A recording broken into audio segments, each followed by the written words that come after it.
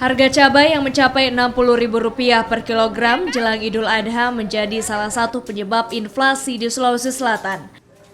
Bank Indonesia wilayah Sulawesi Selatan mencatat, meski pada pertengahan tahun 2019 ini, ekonomi di Sulawesi Selatan secara real tumbuh 5,19%, namun angka inflasi Sulawesi Selatan berada pada 2,27%. Penyebab utamanya adalah produksi cabai Sulawesi Selatan yang belum bisa memenuhi kebutuhan konsumsi cabai di Sulsel. BI juga mencatat kebutuhan konsumsi cabai Sulawesi Selatan mencapai 24.000 ton per tahun.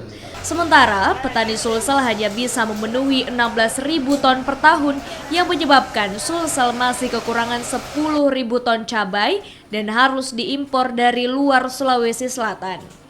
Menunjukkan bahwa tadi itu kebutuhan inti permasalahannya sangat struktural di Sulawesi Selatan ini, di mana kebutuhan akan cabai itu tidak bisa dipenuhi seluruhnya dari produksi di Sulawesi Selatan sendiri. Jadi kita harus impor atau mendatangkan dari daerah lain. Ada perbedaan yang cukup besar untuk cabai ini. Jadi sepanjang itu tidak bisa teratasi, barangkali permasalahan cabai ini di Sulawesi Selatan akan tetap menjadi permasalahan yang cukup laten. Impor cabai membuat harga cabai di Sulawesi Selatan melambung. Bahkan sejak Ramadan lalu hingga menjelang Idul Adha, harga cabai bertahan di angka Rp60 hingga Rp65.000 per kilogram.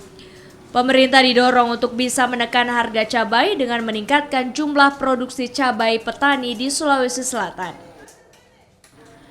Dila Rustam, Kompas TV, Makassar, Sulawesi Selatan.